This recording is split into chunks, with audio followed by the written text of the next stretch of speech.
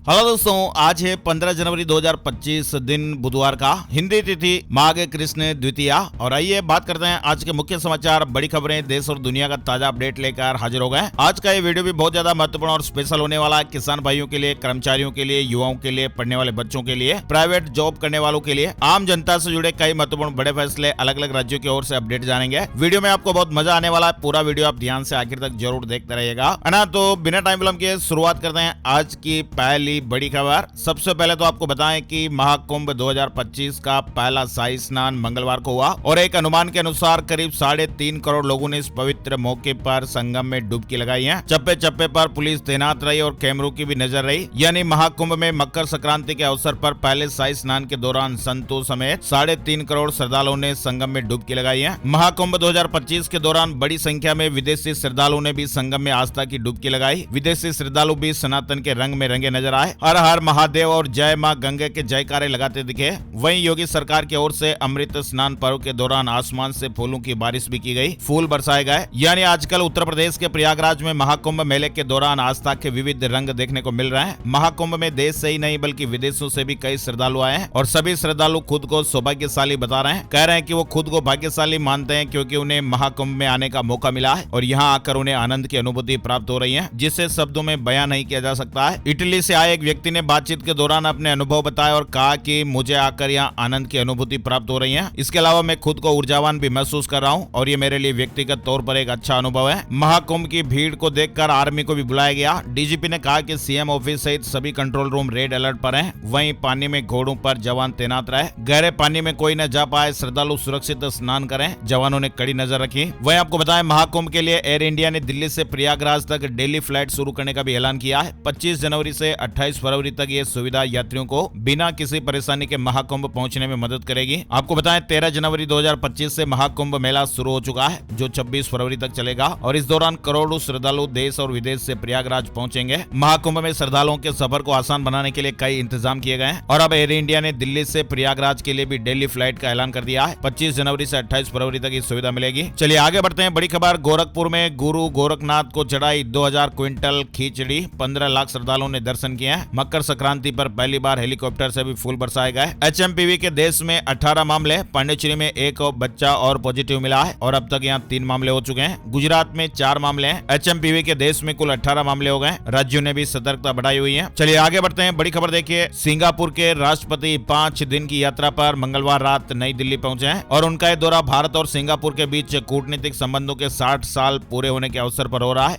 भारत और सिंगापुर के द्विपक्षीय संबंधों को और मजबूती मिलेगी। और प्रधानमंत्री नरेंद्र मोदी ने आईएमडी के 150वें स्थापना दिवस पर मिशन मौसम का शुभारंभ किया है। प्रधानमंत्री मोदी ने भारतीय मौसम विभाग के 150वें स्थापना दिवस पर मिशन मौसम लॉन्च किया। अपने संबोधन में प्रधानमंत्री जी ने कहा कि जहां पिछली सरकारों में प्राकृतिक आपदाओं में हजारों लोगों की जान जाने पर उन्हें नियति कहकर टाल दिया जाता था, वहीं आज मौसम से जुड़ा हर अपडेट व्हाट्सएप पर मिल जाता है। बड़ी खबर देखिए, दिल्ली में विधानसभा चुनाव प्रचार के लिए बीजेपी का प्लान सेट हो चुका है। प्रधानमंत्री नरेंद्र मोदी 3 से 4 रैलियां करेंगे। साथ ही केंद्रीय गृह मंत्री अमित शाह दिल्ली में 7 से अधिक रैलियां कर सकते हैं। वैसे आपको बताएं, दिल्ली में इस बार त्रिकोणीय मुकाबला देखने को मिलेगा। साथ ही अपडेट है कि प्रधानमंत्री नरेंद्र मोदी आज बुधवार 15 जनवरी को 3 युद्धपोत देश को समर्पित करेंगे। प्रधानमंत्री नरेंद्र मोदी आज बुधवार 15 जनवरी को महाराष्ट्र का दौरा करने वाले हैं और इस दौरान पीएम मोदी 3 युद्धपोत देश को समर्पित करने वाले हैं। यानी दुश्मनों की अब खैर नहीं, आज देश को 3 महाबली युद्धपोत मिलेंगे। एडवांस टेक्नोलॉजी से ये लेस है। आज भारतीय नौसेना को एक साथ 3 महाबली मिलने वाले हैं। वही देखिए, गृह मंत्रालय ने सीआईएसएफ के विस्तार को मंजूरी दी है, जिसके तहत अब 2 नई बटालियनों का गठन किया जाएगा और इस निर्णय के बाद सीआईएसएफ की कुल ताकत अब 2 लाख कर्मचारियों तक पहुंच जाएगी। रोजगार के नए अवसर भी मिलेंगे। भारतीय सेना में शामिल होगी तीसरी पीढ़ी की नाग मिसाइल। 4 किलोमीटर दूरी टैंक को 17 से 18 सेकंड में उड़ा देगी। पोखरण में इसका सफल परीक्षण किया गया है। भारत ने अपनी तीसरी पीढ़ी की स्वदेशी एंटी टैंक गाइडेड मिसाइल नाग का सफल परीक्षण कर दिया है। माता वैष्णो देवी के भक्तों के लिए भी अपडेट आ गया है। पवित्र मकर संक्रांति के अवसर पर श्री माता वैष्णो देवी श्राइन बोर्ड ने विधिवत पूजा अर्चना कर मां वैष्णो देवी की स्वर्ण जड़ित पवित्र और प्राचीन गुफा के कपाट श्रद्धालुओं के लिए खोल दिए हैं। किसानों से जुड़ा अपडेट भी आ रहा है। डल्लेवाल के अनशन का 50वां दिन, डॉक्टरों की टीम भी पहुंची। आज सुप्रीम कोर्ट में सुनवाई भी होगी। हरियाणा पंजाब के खनौरी बॉर्डर पर किसान नेता जगजीत डल्लेवाल 50 दिन से अनशन पर हैं। चलिए आगे बढ़ते हैं। बड़ी खबर दिल्ली चुनाव से जुड़ी हुई है। कांग्रेस की चौथी लिस्ट में 16 नाम आए, 6 महिलाएं, 2 एससी, 1 प्रत्याशी बदला गया है। वहीं आपको बताएं, अब तक कांग्रेस ने 63 कैंडिडेट्स का ऐलान कर दिया है। 7 सीटों पर कैंडिडेट के नामों का ऐलान होना बाकी है। गोकलपुर सीट से प्रत्याशी बदला गया है। दिल्ली विधानसभा चुनाव के लिए मंगलवार रात कांग्रेस ने 16 कैंडिडेट की चौथी लिस्ट जारी कर दी है। वहीं खबर है कि दिल्ली चुनाव के बीच बीजेपी को झटका लगा है। कई बड़े नेता आम आदमी पार्टी में शामिल हो गए हैं। बड़ी खबर है, फेसबुक, व्हाट्सएप और इंस्टाग्राम को ऑपरेट करने वाली कंपनी मेटा को भारत की संसदीय समिति मानहानि का सम्मन भेजने वाली है और ये सम्मन मेटा के सीईओ मार्क जुकरबर्ग के उस बयान को लेकर भेजा जाएगा जिसमें उन्होंने कहा था कि 2024 का साल दुनिया के लिए उथल पुथल भरा रहा और कोविड के बाद हुए चुनाव में भारत समेत कई देशों की सरकारें गिर गई। लोकसभा में गोडा से सांसद निशिकांत दुबे ने कहा कि हमने तय किया कि हम मेटा के लोगों को बुलाएंगे। जुकरबर्ग ने बयान देकर दिखाया कि कोविड-19 के बाद सरकार के खिलाफ माहौल बनाया गया है जिसमें उन्होंने भारत का भी जिक्र किया है और ये बयान चिंताजनक है। चलिए आगे बढ़ते हैं। बड़ी खबर, रूस की सेना में भर्ती भारतीयों को रिहा करें। विदेश मंत्रालय ने रूस के सामने सख्ती से ये मुद्दा उठाया है। भारत ने मंगलवार को अपनी मांग को दोहराया कि रूस अपनी सेना में भर्ती भारतीय नागरिकों की तत्काल रिहाई करें। साथ ही बड़ी खबर आ रही है, टेस्ला और स्पेसएक्स जैसी कंपनियों के मालिक एलन मस्क ट्विटर के बाद अब एक और नए सोशल मीडिया प्लेटफॉर्म को खरीदने की तैयारी कर रहे हैं। 2022 में एलन मस्क ने ट्विटर को खरीदने के लिए $44 बिलियन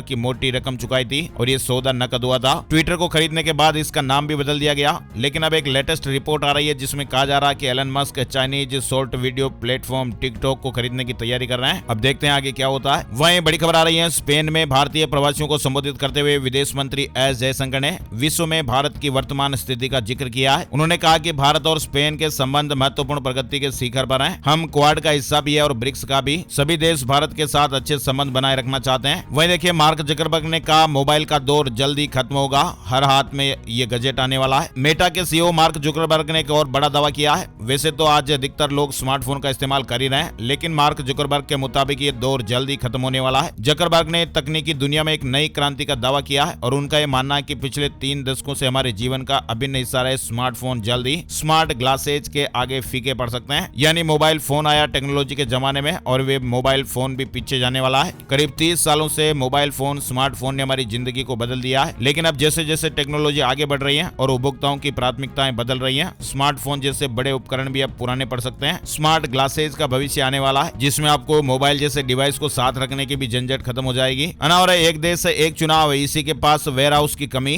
ईवीएम रखने के लिए 800 अतिरिक्त वेयर हाउस की जरूरत पड़ेगी। रिपोर्ट जेपीसी को भेजी गई है। चुनाव आयोग ने कहा कि लोकसभा और विधानसभाओं के चुनाव एक साथ कराने के लिए 800 एक्स्ट्रा वेयर हाउस की जरूरत होगी और इन वेयर हाउस में ईवीएम और अन्य उपकरण रखे जाएंगे। राजनाथ सिंह ने कहा कि पीओके के बिना जम्मू कश्मीर अधूरा है, ये पाकिस्तान के लिए विदेशी जमीन है। रक्षा मंत्री राजनाथ सिंह ने पीओके यानी पाक अधिकृत कश्मीर को भारत का अभिन्न अंग बताया है। उन्होंने कहा कि पीओके के बिना जम्मू कश्मीर अधूरा है। पीओके और कुछ नहीं बल्कि पाकिस्तान के लिए विदेशी जमीन है और इस जमीन का इस्तेमाल वह आतंकवाद फैलाने के लिए कर रहा है। राजनाथ सिंह ने इस तरह की बात मंगलवार को जम्मू कश्मीर के अखनूर में 90वें armed forces veterans day event में कही है। बड़ी खबर है, बाइडेन ने कहा कि चीन कभी अमेरिका से आगे नहीं निकल पाएगा। कहा कि यूएस सुपर पावर बना रहेगा। अफगानिस्तान में युद्ध खत्म करना सही फैसला था। अमेरिका के राष्ट्रपति जो बाइडेन ने राजधानी वाशिंगटन में विदेश नीति पर अपना आखिरी भाषण दिया। न्यूयॉर्क टाइम्स के मुताबिक बाइडेन ने इस दौरान ये दावा किया कि चीन कभी भी अमेरिका से आगे नहीं निकल पाएगा। साथ ही दावा किया जा रहा है कि इजरायल और हमास में सीज फायर डील पर सहमति बनी है। पहले फेज में 33 बंधक रिहा होंगे, 15 दिन बाद बाकी की रिहाई होगी। खबरें हैं कि इजरायल और हमास के बीच सीज फायर डील पर सहमति बन गई है। चलिए आगे बढ़ते हैं। बड़ी खबर देखिए, क्यूआर कोड स्कैम से जुड़ी बड़ी अलर्ट करने वाली खबर है। एक गलती आपका सब कुछ खत्म कर सकती है। गृह मंत्रालय और भारतीय साइबर क्राइम टीम ने लोगों को क्यूआर कोड स्कैम से सावधान रहने की सलाह दी है और साइबर सुरक्षा के प्रति जागरूकता और सतर्कता इस धोखाधड़ी से बचने का एकमात्र उपाय है। यानी डिजिटल युग में टेक्नोलॉजी जहां हमारे जीवन को सरल बना रही है, वहीं साइबर अपराधी से धोखाधड़ी का माध्यम भी बना रहे हैं। और आजकल एक नई धोखाधड़ी क्यूआर कोड स्कैम या क्विशिंग सामने आई है, जो लोगों की व्यक्तिगत और वित्तीय जानकारी चुराने का एक खतरनाक तरीका भी बन गया है। इसलिए आप सावधान रहें, जाने अनजाने में किसी भी क्यूआर कोड को स्कैन ना करें। केवल भरोसेमंद स्रोतों से प्राप्त क्यूआर कोड को स्कैन करें। क्यूआर कोड स्कैन करने के बाद वेबसाइट के यूआरएल को ध्यान से देखिए। इसके अलावा अपनी व्यक्तिगत जानकारियां और यूपीआई पिन वगैरह किसी भी अनजान वेबसाइट पर आप ना दें, वरना फिर आप भी स्कैम का शिकार हो सकते हैं। साथ ही बड़ी खबर है, वर्ल्ड इकोनॉमिक फोरम में डोनाल्ड ट्रंप से लेकर जेलेंस्की मौजूद रहेंगे। वहीं भारत से 3 मुख्यमंत्री भी शिरकत करेंगे। वर्ल्ड इकोनॉमिक फोरम की अगले सप्ताह स्विट्जरलैंड के दावोस में होने वाली बैठक में अमेरिका के नवनिर्वाचित राष्ट्रपति Donald Trump, German chancellor Olaf Scholz और यूक्रेन के राष्ट्रपति व्लादिमीर जेलेंस्की समेत दुनिया भर के 60 शीर्ष राजनेता संबोधित करेंगे। भारत के 5 केंद्रीय मंत्री और 3 मुख्यमंत्री, साथ ही राज्यों के अन्य मंत्री भी इनमें शामिल होंगे। 100 से अधिक सीईओ भी इसमें हिस्सा लेंगे। अनावरत 2023 के मुकाबले 37% डाउन रहा 2024 का Hindi box office collection. Pushpa 2 जैसी फिल्म का हिंदी कलेक्शन भी 2024 में बॉलीवुड की साख को मजबूत नहीं कर पाया और इसकी कई वजह रही, जिनमें से एक वजह यह भी थी कि 2024 में कई फिल्में फ्लॉप साबित हुई क्योंकि 2023 के मुकाबले 37%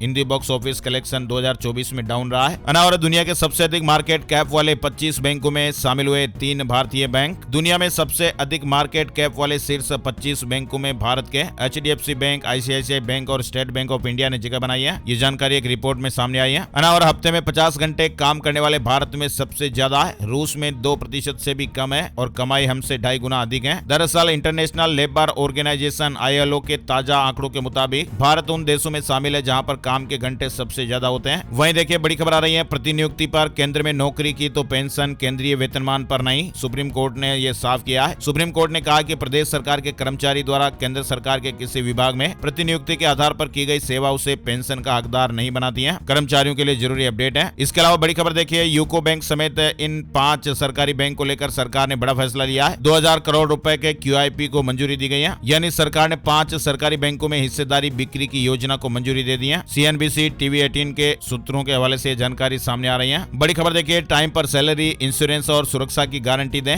सरकार ने राज्यों को कई बड़े निर्देश दिए हैं। केंद्रीय श्रम मंत्रालय ने सभी राज्यों से आग्रह किया कि वे अपने श्रमिकों के लिए स्वास्थ्य बीमा और दुर्घटना लाभ जैसी सामाजिक सुरक्षा सुविधाओं का 100% कवरेज सुनिश्चित करें। बजट 2025 से जुड़ी चर्चाएं और खबरें भी चल रही हैं। करोड़ों कर्मचारियों को खुश करने की तैयारी हो रही है। न्यूनतम पेंशन बढ़ाने पर सरकार सोच विचार कर रही है। इसके अलावा कई संगठनों ने भी ये मांग रखी है। दरअसल कर्मचारी संगठनों ने EPFO से मिलने वाली पेंशन स्कीम के तहत न्यूनतम पेंशन 1000 रुपए से बढ़ाकर 7500 रुपए हर महीने किए जाने की मांग की है। 1 फरवरी को आम बजट पेश होने वाला है और इससे पहले अलग अलग संगठन से जुड़े लोग सरकार के सामने अपनी मांगे भी रख रहे हैं। और किसान भाइयों को बड़ा तोहफा, अब इस तारीख तक सोयाबीन बेच सकेंगे किसान। सरकार ने डेडलाइन बढ़ा दी है। कृषि मंत्री शिवराज सिंह चौहान ने कहा कि केंद्र ने राज्य सरकारों के अनुरोध पर महाराष्ट्र में सोयाबीन खरीद की समय सीमा 31 जनवरी और राजस्थान में 4 फरवरी तक बढ़ा दी है। चलिए आगे बढ़ते हैं। बड़ी खबर, गुड न्यूज आ रही है। हरियाणा के 9वीं से 12वीं तक के छात्रों को हर महीने इतनी राशि मिलेगी, लेकिन इन रिवॉर्ड या राशि के लिए शर्त जरूरी है। दरअसल हरियाणा सरकार ने सरकारी स्कूलों में 9वीं से 12वीं कक्षा तक के मेधावी विद्यार्थियों को हर महीने 1000 रुपए देने का फैसला किया है और ये प्रोत्साहन राशि उन सभी बच्चों को दी जाएगी जिन्होंने वार्षिक परीक्षा में अपनी कक्षा में प्रथम स्थान प्राप्त किया है। सभी कक्षाओं में अपने वर्ग में प्रथम आने वाले एक छात्र और एक छात्रा को ये राशि मिलेगी। 9वीं से 12वीं तक के छात्र छात्राओं को ये रिवॉर्ड मिलेगा। माध्यमिक शिक्षा निदेशक ने सभी जिला शिक्षा अधिकारियों को प्रोत्साहन राशि के लिए पात्र विद्यार्थियों के नाम 24 जनवरी तक निदेशालय को भेजने के निर्देश दिए हुए हैं। शिक्षा उत्कृष्टता प्रोत्साहन के तहत ये राशि दी जाएगी। वहीं देखिए हरियाणा सरकार ने किसानों को बड़ी राहत दी है। 184 करोड़ रुपए सीधे ही किसानों के बैंक खातों में ट्रांसफर किए गए हैं। हरियाणा सरकार ने विभिन्न योजनाओं के तहत स्वीकृत 184 करोड़ रुपए की राशि किसान भाइयों के बैंक खातों में डाल दी है। अमृतसर में 7 करोड़ रुपए की हेरोइन जब्त की गई है। 2 नशा तस्करों को अरेस्ट किया गया है। वहीं हिमाचल प्रदेश से जुड़ी बड़ी खबर देखिए, मनाली के सिस्सू में पर्यटन पर 44 दिन की रोक लग गई है।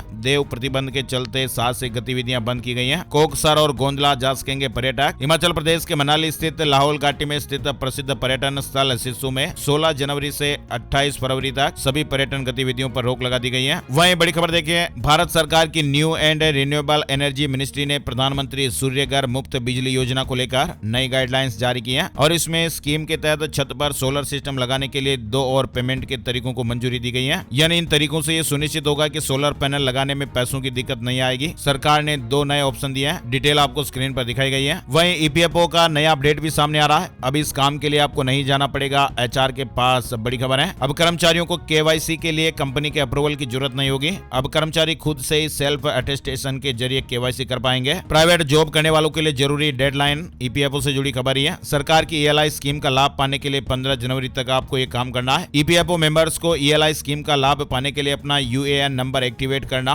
और बैंक अकाउंट में आधार लिंक करना जरूरी है। अगर आपने अभी हाल ही में नौकरी शुरू की है तो 15 जनवरी 2025 तक आपको ये काम कर लेना है। वहीं बड़ी खबर देखिए, क्रिप्टो करेंसी बिटकॉइन की कीमतों में लगातार गिरावट देखने को मिल रही है। FX Pro के चीफ मार्केट एनालिस्ट के अनुसार बिटकॉइन की कीमतें जल्द ही $74,000 पर आ सकती हैं। वहीं देखिए शेयर बाजार ने भी लोगों को कंगाल कर दिया। 100 दिन में निवेशकों के 60 लाख करोड़ रुपए डूब गए। मकर संक्रांति यानी 14 जनवरी को शेयर मार्केट में मामूली तेजी दिखाई दी हो, लेकिन अभी हाल ही के दिनों के सेंसेक्स और निफ्टी दोनों में बड़ी गिरावट देखने को मिल चुकी है। विदेशी निवेशकों ने शेयर मार्केट से जब से पैसा निकालना शुरू किया है तब से शेयर मार्केट की हालत भी खस्ता हो चली है। करीब 100 दिन पहले शेयर बाजार रिकॉर्ड लेवल पर थे, जो मौजूदा समय में रिकॉर्ड लेवल में से 10% से भी ज्यादा नीचे आ चुका है। और खास बात तो यह है कि शेयर बाजार के निवेशकों को इन 100 दिनों में करीब 60 लाख करोड़ रुपए का नुकसान हो चुका है। वहीं खबर है कि UPI कंपनी भारत पे आईपीओ लाएगी। सीईओ ने आईपीओ की तैयारी को लेकर महत्वपूर्ण जानकारी साझा की है। शेयर मार्केट न्यूज अपडेट में आपको बताएं, सेंसेक्स 169 की तेजी के साथ 76,499 पर बंद हुआ। निफ्टी में तेजी रही और ये 90 अंक चढ़कर 23,176 पर बंद हुआ है। नोएडा के होम बायर्स के लिए गुड न्यूज आ रही है। 10 साल बाद इस बिल्डर को मिलने जा रहे हैं फ्लैट। बड़ी खबर है। 10 साल से अधूरे पड़े यूनिटेक प्रोजेक्ट में हजारों लोगों ने मोटी रकम चुकाकर फ्लैट बुक किए थे। उन्हें अब इस साल मई जून तक अपने घर मिलने की उम्मीद है। यूनिटेक के नए बोर्ड ने 6 प्रोजेक्ट में काम तेजी से शुरू कर दिया है। चुनाव नियमों में संशोधन का मामला, जयराम रमेश की याचिका पर आज सुप्रीम कोर्ट में सुनवाई होने वाली है। साथ ही आपको बताएं, मथुरा कृष्ण जन्मभूमि साई ईदगाह मामले में मुस्लिम पक्ष की याचिका पर आज 15 जनवरी को सुप्रीम कोर्ट में सुनवाई होगी। बड़ी खबर देखिए, दक्षिण भारत के न सिर्फ त्योहार खास तरीके से मनाए जाते हैं, बल्कि अतिथि सत्कार भी यहाँ का बहुत ही विशेष है। और अतिथि सत्कार का एक और नया उदाहरण सबके सामने आया, जिसकी हर कोई चर्चा कर रहा है। यानी एक दामाद जी हैं जिनकी ऐसी खातिरदारी की गई, बेटी के साथ उनको घर पर बुलाया गया और 470 प्रकार के व्यंजन परोस दिए गए। ससुराल वालों ने दामाद और बेटी के सामने 470 तरह के व्यंजन परोसे हैं। दामाद जी का इस तरह से स्वागत किया गया, आदर सत्कार किया गया। और हिमाचल प्रदेश में अब आसान होगा सफर। एचआरटीसी को जल्दी इलेक्ट्रिक सहित 427 नई बसें मिलने वाली हैं। डॉलर के मुकाबले रुपए में गिरावट जारी रही तो महंगा हो जाएगा जरूरत का सामान, परेशानियां बढ़ सकती हैं। फिलहाल डॉलर के मुकाबले रुपए की कीमत में गिरावट का दौर लगातार जारी है। मंगलवार को $1 का मूल्य 86.57 रहा। पहले आओ पहले पाओ के आधार पर आज से ही बुकिंग शुरू होगी। दिल्ली में डीडीए की 3 बड़ी आवासीय योजनाओं में सस्ते फ्लैट मिलने का मौका है। डीडीए की 3 बड़ी आवासीय योजनाओं के लिए आज 15 जनवरी से बुकिंग शुरू हो रही है। बिहार में नीतीश सरकार ने बड़ा फैसला लिया है। नए सिरे से इन जमीनों का रेट तय किया जाएगा। बिहार में नए औद्योगिक क्षेत्रों के लिए जमीन अधिग्रहण की दरें तय की जाएगी। रैयतों को सर्किल रेट से अधिक मुआवजा भी मिलेगा। उद्यमियों के लिए जमीन अलग दर पर उपलब्ध होगी। झारखंड में शराब दुकानों के लिए नया ऑर्डर आ गया है। अब हर दिन देना होगा बिक्री का हिसाब। बड़ी खबर है। अब राज्य में संचालित सभी खुदरा उत्पाद दुकानों को अपने हर दिन की खरीद बिक्री का हिसाब मुख्यालय को देना होगा। झारखंड में सरकारी स्कूलों के लिए नया हॉलीडे कैलेंडर जारी हुआ है। गर्मियों की छुट्टियों में बदलाव हुआ है। झारखंड सरकार ने राज्य के सरकारी और सहायता प्राप्त स्कूलों के लिए संशोधित एकीकृत वार्षिक अवकाश तालिका जारी कर दी है। वहीं देखिए, नई हीरो डेस्टिनी 125 लॉन्च हो गई है। नया डिजाइन, नए कलर, कई एडवांस फीचर्स भी दिए गए हैं। एमजी ने अपनी गाड़ियों की कीमतों में बढ़ोतरी कर दी है। जनवरी 2025 में एमजी मोटर्स ने अपने मॉडलों की कीमत में बढ़ोतरी की है। जनवरी 2025 में टाटा पंच के दामों में भी बढ़ोतरी हुई है। नेक्सॉन की कीमतों में 30,000 की कमी आई। टाटा मोटर्स ने जनवरी 2025 में अपनी गाड़ियों की कीमतों की बढ़ोतरी की लिस्ट जारी कर दी है। महाराष्ट्र आरटीआई एडमिशन के लिए रजिस्ट्रेशन की शुरुआत हो गई है। ईडब्ल्यूएस कोटे के तहत 25% सीटों पर प्रवेश मिलेगा। उत्तर प्रदेश के इस जिले में 15 करोड़ रुपए की लागत से कार पार्किंग बनेगी। डिजिटल लाइब्रेरी को भी शासन ने मंजूरी दी है। वाराणसी में पार्किंग की समस्या का समाधान जल्दी होने वाला है। 80 घाट के पास 15 करोड़ की लागत से 4 मंजिला मैकेनाइज्ड कार पार्किंग बनेगी और इससे पार्किंग की क्षमता 4 गुना बढ़ जाएगी। डिप्टी गवर्नरों के विभागों में फेरबदल हुआ है। रिजर्व बैंक के deputy governor Michael Devvrat Patra का विस्तारित कार्यकाल मंगलवार को खत्म होने के बाद केंद्रीय बैंक ने अपने 33 विभागों में फेरबदल किया है और इसमें 3 डिप्टी गवर्नरों के विभागों में फेरबदल किए गए हैं। बड़ी खबर देखिए, उड़ीसा से आ रही है। स्कूली बच्चों के पोषण को बढ़ावा देने के लिए उड़ीसा सरकार ने एक नई योजना शुरू करने की घोषणा की है। राज्य के मत्स्य पालन और पशु संसाधन विकास मंत्री गोकुलानंद मलिक ने मंगलवार को जानकारी दी है कि सरकार मध्याह्न भोजन योजना में फोर्टिफाइड दूध को शामिल करने पर विचार कर रही है। ट्रैफिक नियमों को 3 बार से ज्यादा तोड़ना भारी पड़ सकता है और ड्राइविंग लाइसेंस भी रद्द हो सकता है। दरअसल बिहार ट्रैफिक पुलिस ने कड़ा कदम उठाने की तैयारी की है। ट्रैफिक पुलिस ने 3 से ज्यादा बार ट्रैफिक नियमों का उल्लंघन करने वालों के ड्राइविंग लाइसेंस रद्द या निलंबित करने की सिफारिश की है। नौकरी करने वालों के लिए अच्छी खबर आ रही है। ऑटो कंपनियों में कर्मचारियों का वेतन इस साल 10% तक बढ़ने का अनुमान है। पिछले साल ये 8.8% रहा था। वहीं देखिए, उत्तर भारत के 17 राज्यों में घना कोहरा देखने को मिला है। 9 राज्यों में बारिश भी हुई। जम्मू कश्मीर, उत्तराखंड और हिमाचल प्रदेश में बर्फीली हवाओं के कारण उत्तर भारत के राज्यों में लगातार तापमान गिर रहा है। राजधानी दिल्ली एनसीआर में भी अभी ठंड और बढ़ेगी। बारिश का येलो अलर्ट भी है। राजधानी दिल्ली में बुधवार से 2 दिन बारिश होने का अनुमान है। वहीं मौसम विभाग ने बारिश के साथ साथ घने कोहरे का भी येलो अलर्ट जारी किया है। राजस्थान के जयपुर समेत 15 जिलों में बारिश और ओले का अलर्ट है। शीतलहर के चलते कई जिलों में स्कूलों में भी छुट्टियां बढ़ गई है। 15 जनवरी से एक बार फिर राजस्थान में हल्की से मध्यम और कहीं कहीं तेज बारिश का ऑरेंज और येलो अलर्ट जारी किया गया है। कुछ स्थानों पर ओलावृष्टि होने की भी चेतावनी है। मध्य प्रदेश में मकर संक्रांति पर कोहरा रहा। आज से मावठा गिरेगा। भोपाल, इंदौर, ग्वालियर, उज्जैन संभाग में मौसम में बदलाव दिखाई देगा। 17 जनवरी से ही ठंड फिर से बढ़ने वाली है। हरियाणा में भी लगातार 2 दिन बारिश, कई जगहों पर ओले भी गिर सकते हैं। हरियाणा में 15 और 16 जनवरी को बारिश की संभावना है और 15 जनवरी को कई जगहों पर ओलावृष्टि भी हो सकती है। अगले 6 दिन में मौसम कई बार करवट बदलेगा। उत्तराखंड में भी 16 जनवरी से मौसम में फिर से बदलाव होने वाला है। 3000 मीटर ऊंचाई वाले पर्वतीय क्षेत्रों में बर्फबारी के आसार हैं। मैदानी इलाकों में कोहरा देखने को मिलेगा। उत्तर प्रदेश में भी घने कोहरे के साथ अब यूपी में बारिश और वज्रपात का साया। कई जिलों के लिए अलर्ट जारी किया गया है। उत्तर प्रदेश में बुधवार को कई जिलों में बारिश के साथ वज्रपात की चेतावनी जारी की गई है। राजस्थान से जुड़ी खबर आ रही है। बजट सत्र में कर्मचारियों के लिए कई बड़ी घोषणाएं हो सकती हैं। भजनलाल सरकार नए वित्त वर्ष 2025-26 के लिए प्रस्तुत करने की तैयारियों में जुटी हुई है। विधानसभा में 31 जनवरी से बजट सत्र शुरू होगा और इसी के चलते 16 जनवरी को सीएम कर्मचारी संगठनों के साथ बैठक भी करेंगे, जहां संगठनों से आगामी बजट को लेकर चर्चा होगी और उनसे सुझाव भी लिए जाएंगे। और ऐसे में यह उम्मीद जताई जा रही है कि बजट सत्र में राजस्थान में कर्मचारियों के लिए कई महत्वपूर्ण घोषणाएं हो सकती हैं। वहीं आपको बताएं, राजस्थान में मुख्यमंत्री आयुष्मान बाल संबल योजना से 18 साल के बच्चों की 56 तरह की गंभीर बीमारियों का फ्री में इलाज होगा। 50 लाख रुपए तक का इलाज फ्री में होगा। इस योजना के लिए 2 प्रमुख शर्तें रखी गई हैं। पहली शर्त है कि रोग का दुर्लभ बीमारियों की राष्ट्रीय नीति 2021 में सूचीबद्ध होना जरूरी है और दूसरी शर्त है कि राजस्थान सरकार ने जो अस्पताल घोषित किए हैं उनमें कम से कम 2 अस्पतालों से बीमारी की पुष्टि होनी चाहिए और इसके बाद फिर 50 लाख रुपए तक का फ्री में इलाज होगा। पिछले साल इस योजना की शुरुआत हुई थी। वहीं देखिए, जूनियर असिस्टेंट भर्ती में राजस्थान में प्रोबेशनल लिस्ट को फाइनल करने पर रोक लग गई है। हाई कोर्ट ने रोक लगाते हुए हाउसिंग बोर्ड से जवाब भी मांगा है। 23 तारीख को फाइनल सुनवाई होगी। मध्य प्रदेश में नकली लिक्विड यूरिया की फैक्ट्री में रेड पड़ी। यहाँ ब्रांडेड कंपनियों की असली बाल्टी में नकली लिक्विड यूरिया भरकर कई गुना कीमत पर बेचा जा रहा था। मध्य प्रदेश से बड़ी खबर देखिए, मध्य प्रदेश में जनगणना का काम फिर से 6 महीने के लिए टाल दिया गया है। अब सरकार को 30 जून 2025 तक प्रशासनिक सीमाओं में बदलाव करने की अनुमति दी गई है। ग्वालियर मेले में गाड़ी खरीदी पर रोड टैक्स में 50% छूट मिलेगी। सरकार ने नोटिफिकेशन जारी किया है। इंदौर आरटीओ में नंबरों की नई सीरीज खुली है। MP 09 AG सीरीज के VIP नंबरों की